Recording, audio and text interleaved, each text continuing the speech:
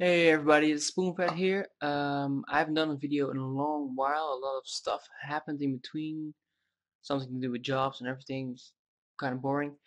But I'm back here and I'm going to show you how to install Ubuntu 10.04. Um, I wanted to do 10.10 because that's where I left off, but because of the release cycle of Ubuntu, they're already at 11.04, so they dropped 10.10 and now they have 10.04 and 11.04, and soon it'll be 11.04 and 11.10. So it's a bit of a jumble, but we'll make it work. Um, so yeah, I'm going to show you the install procedure of Ubuntu. Basically, what you do is you get the ISO and you burn it to a CD or DVD or to USB, and then boot it up. Or if you're in Windows already, then you could opt for the download of Wooby and run Wooby, and then the next time you boot up, eventually you come to this screen. Um, and I must say that's not really fair to say that you come to this screen because this is the new installation screen. And the old way was that you first had to choose the language. So you got a big menu which said which language do you want to have for the installation or for whatever. And then the menu would come up saying, do you want to try it out? Do you want to install it? Do you want to boot from the hard disk?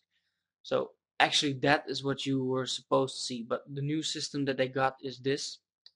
So if you want me to do the old one, I'm pretty sure I can get it somewhere and I'll do it. If not, nobody cares and I'll just leave it.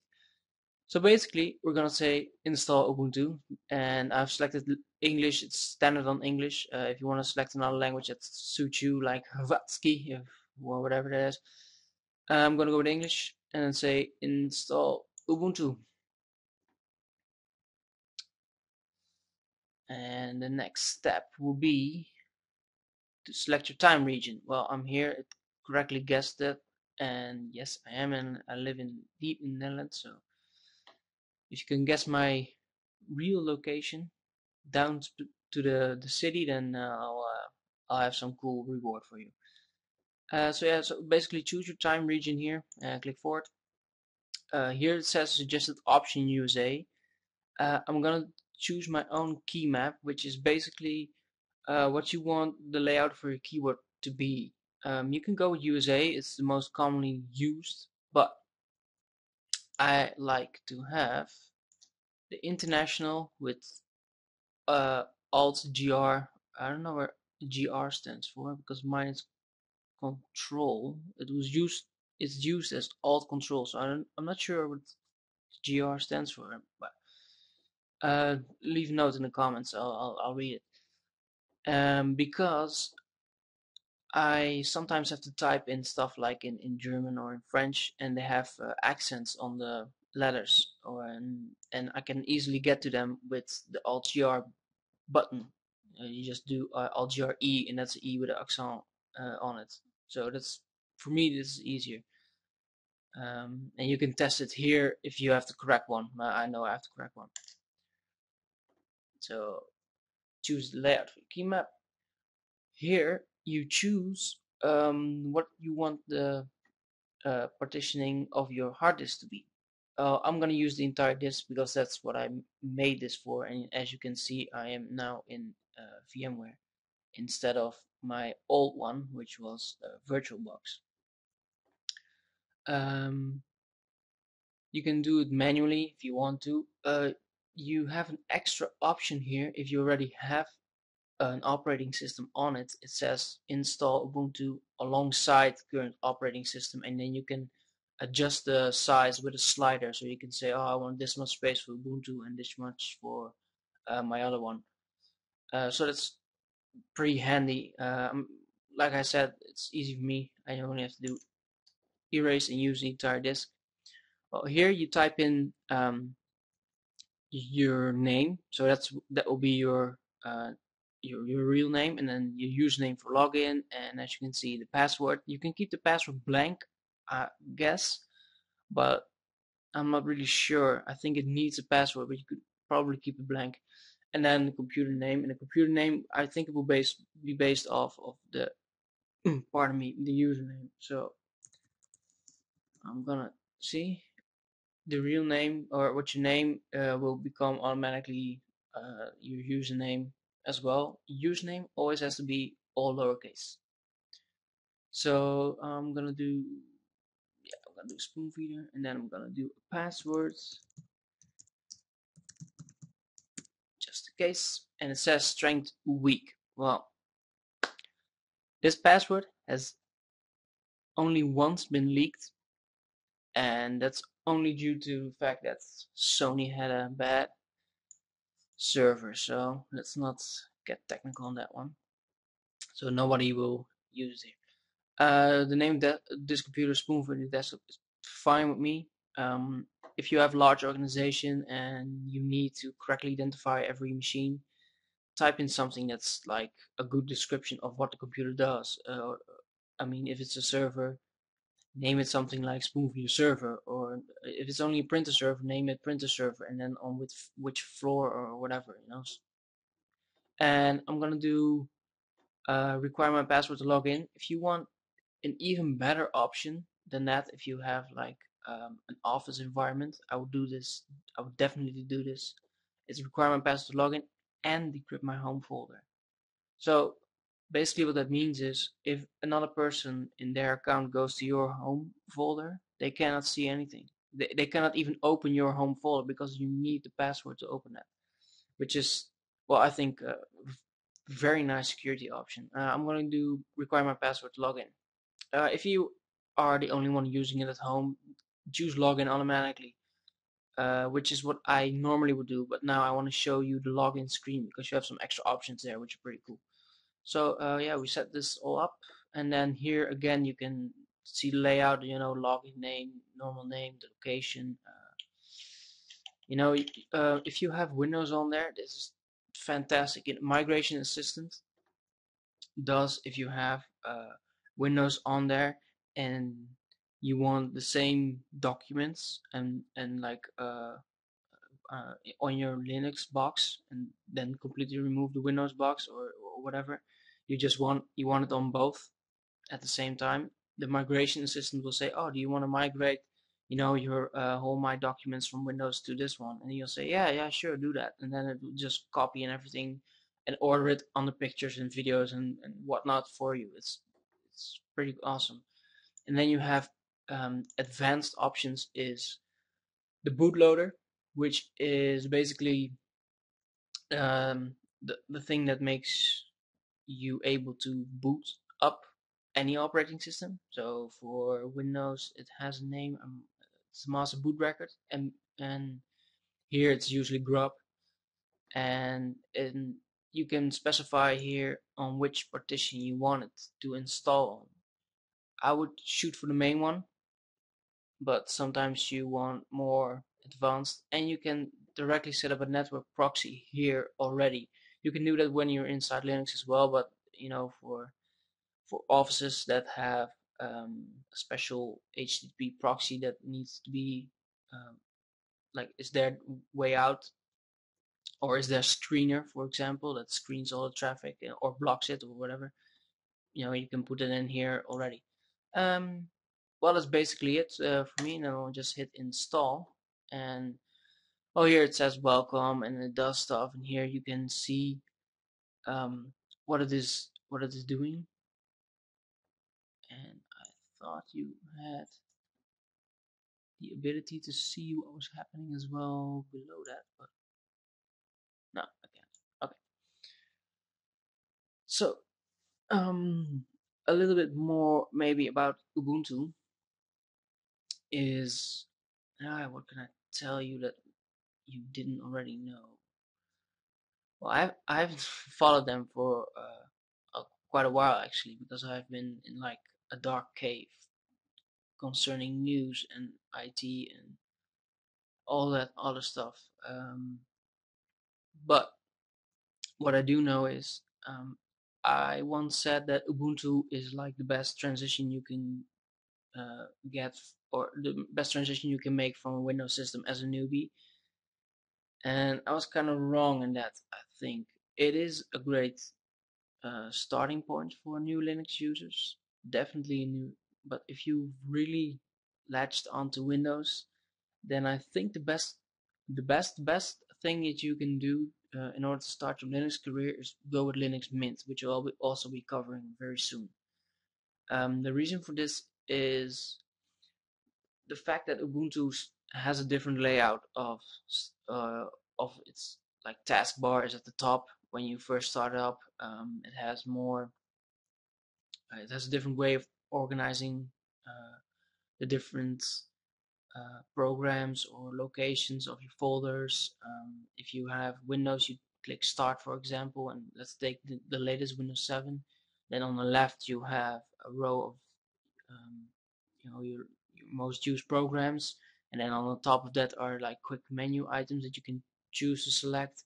On the right there's a list of locations that you can go to, like your configuration screen or configuration panel, or my computer or my documents, and then in the lower left, uh, below the list of most used programs, is all programs, and then you go to all your programs that you have installed, and in folders as well. So it's like a sort of mini view of your Explorer. And in Ubuntu, you have applications, then places, and then system. I'm doing this from memory, and I haven't used Ubuntu in a while. So if I'm wrong, then forgive me. The application, like it says, lists all the applications you have installed. Well, not necessarily all the applications you have installed, but the ones that uh, turn up in the menu. And you have them listed by accessories, and Office is one, I think, in media, sound and media or something like that, in graphics. And Internet is one, I think. So you have them grouped always in these categories, and you can edit that menu as you see fit. I mean, you can say, I don't want anything on the internet. I want that one under its own heading. Like, for example, I want Nmap under Nmap, and not, or I want Nmap under hacking tools or something like that.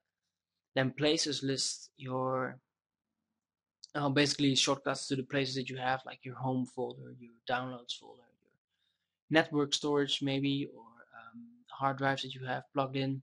That's all on there. And system has your system options, so it has your preferences and it has administration.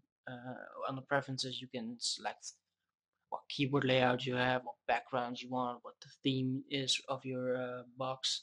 And under administration are the things you need, like what was the installing new updates.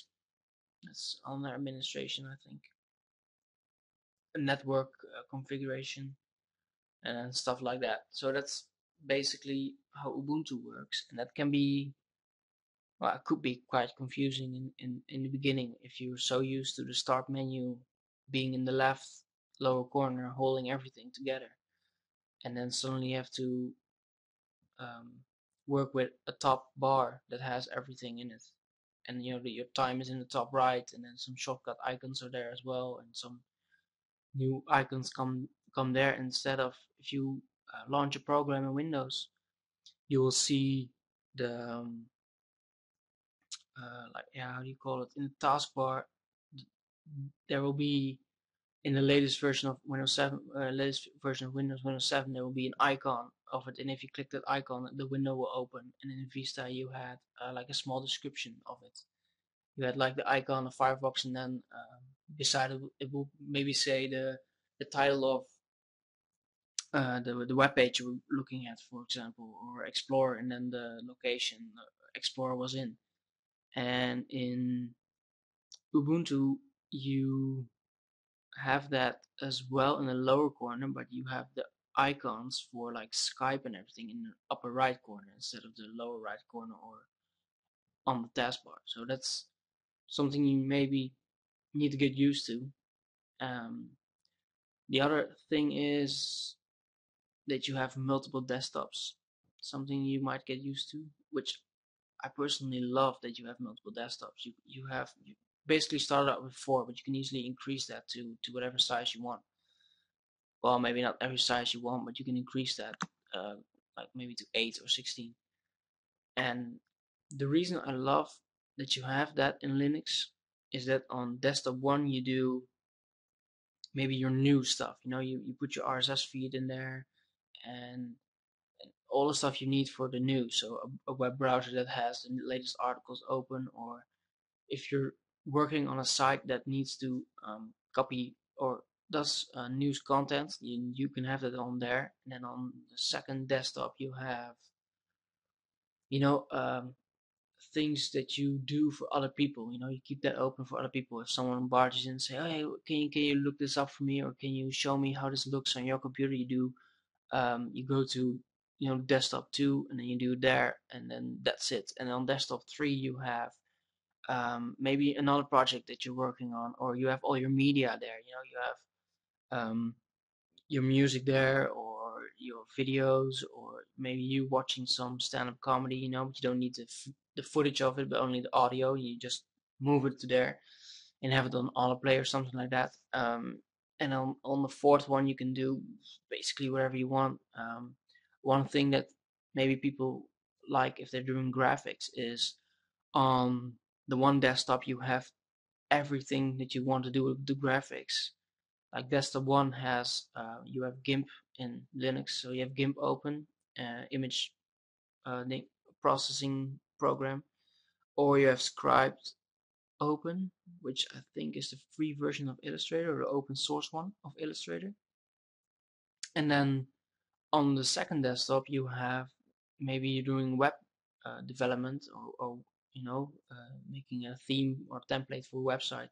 You have the website open, so you don't need to switch between programs, but you can just have entire desktops customized to that. So the first desktop only has stuff that you need for the graphics, and the second desktop only has the stuff for viewing what you just made, which I think helps with efficiency, and definitely with clearing your mind. I mean, you can focus on so much better if you don't have all the stuff cluttering one desktop. I'm going to discuss a program very shortly uh, that's on Windows, which gives you that option on Windows, which until recently I didn't have that. It's one of the main things that I switched from Windows to Linux, but now that I have it on Windows, I kind of always am on Windows. Basically also because Steam is working on there and not on Linux. At least for me, it is not working on Linux. So I can play all my games. And I will be doing one let's play sort of feature of a game, but I'm gonna keep that a surprise. You'll see that coming up. The installation is almost finished. I cannot. Oh yeah, one. I can tell you one more thing. Pardon. The latest Ubuntu 11.04 started with a new interface, Unity. I cannot run Unity. At least I'm not on my laptop. I don't know if I can do it in the virtual machine. Maybe I can. Maybe I cannot. I haven't tried that yet. But I cannot run it on my laptop. So it goes to figure that I can't do it in a virtual machine. Basically, it's a whole new way of giving you the interface. The interface of Ubuntu changed dramatically, and I love Unity. I really do. I think it's minimalistic, but not in a way that it's like dull or boring. I'm just gonna restart it here, and I'm gonna restart it. But yeah, so I cannot show you. Remove disk and press enter. Okay, I'll have to remove the disk. Let's see.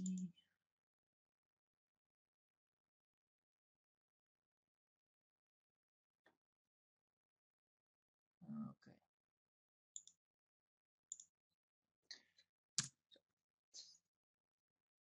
so I restarted it now. But yeah, Unity. I love Unity, but I probably cannot show you it. So I apologize for that. So I'll be using the original Ubuntu Classic probably for also for 11.04. I can show you Unity 2D, but it sucks big time. And let's see. And here we have the first screen you see when you boot up. the first time you boot up. You click the username that you want. If it's not here, you can choose other, but other is usually only root, and I'm not going to log in as root. So I'm going to click on this, and you'll see some options getting here. With this one will be a very weird one. As you can see, my computer is low resolution, so it's kind of mangled. But you can click sessions, and you can choose from failsafe, gnome, or external. External is really basic. Here you can choose your keyboard layout, but I already chose it, and I'm not going to change it. But let's say you made a mistake or something, or you want, more people use this station, and one wants to use this layout, but another just wants to use USA or wants to use Spanish or whatever. You can choose it here, and you can choose the language here that you want. And obviously the time is here, and this one is for restarting a shutdown, from this login screen. Now we're gonna log in for the first time.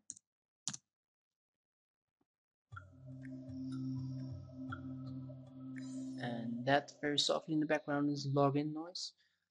And this, I'm gonna change the resolution the next time, because if I do it now, my recording dimensions will be messed up.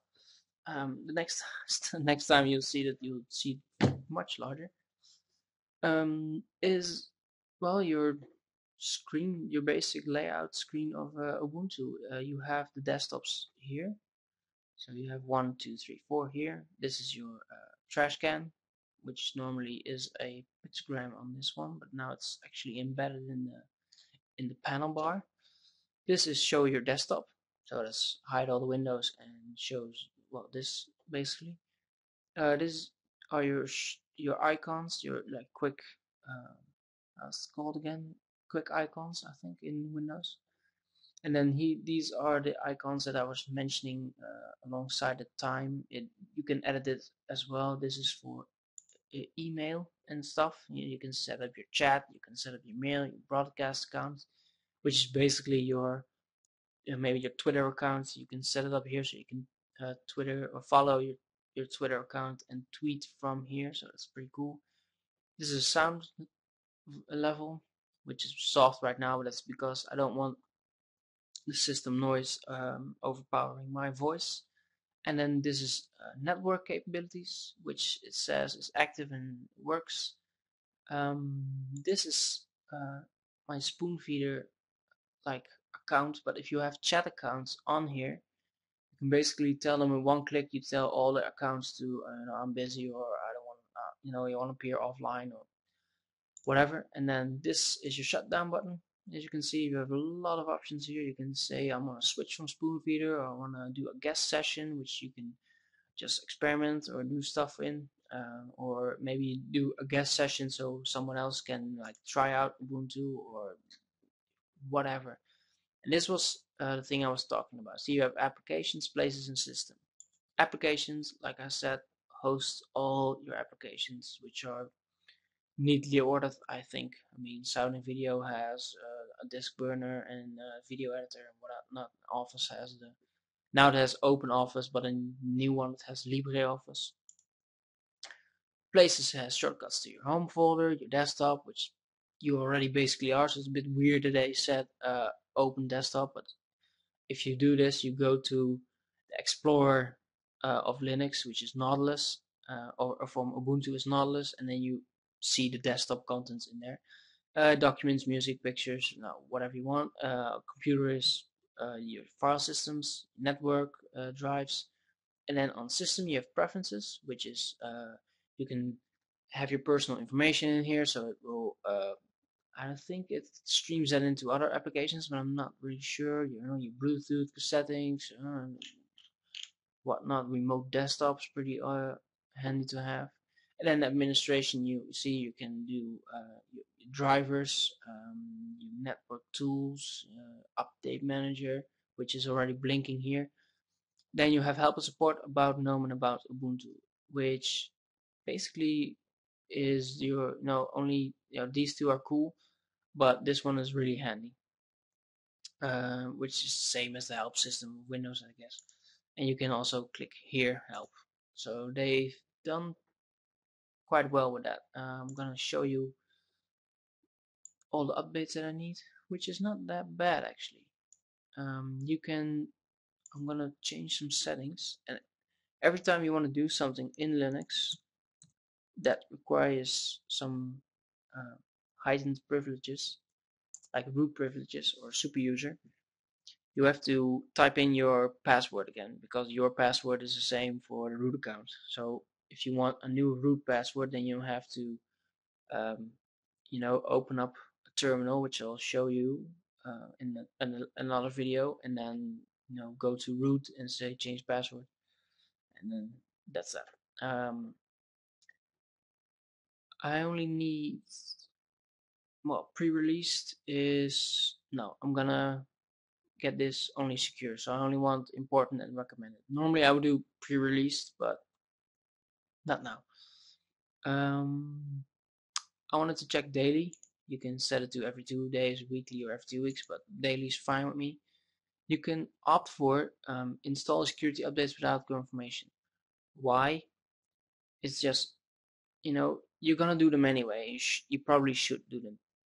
I'm gonna say download all the backgrounds, because uh, I will probably install all the upgrades anyway every time. Um, and then you can say long term, normal, and never. If you do long-term support releases only, you only get the 04 ones, and if you say normal releases, you get also the .10 ones.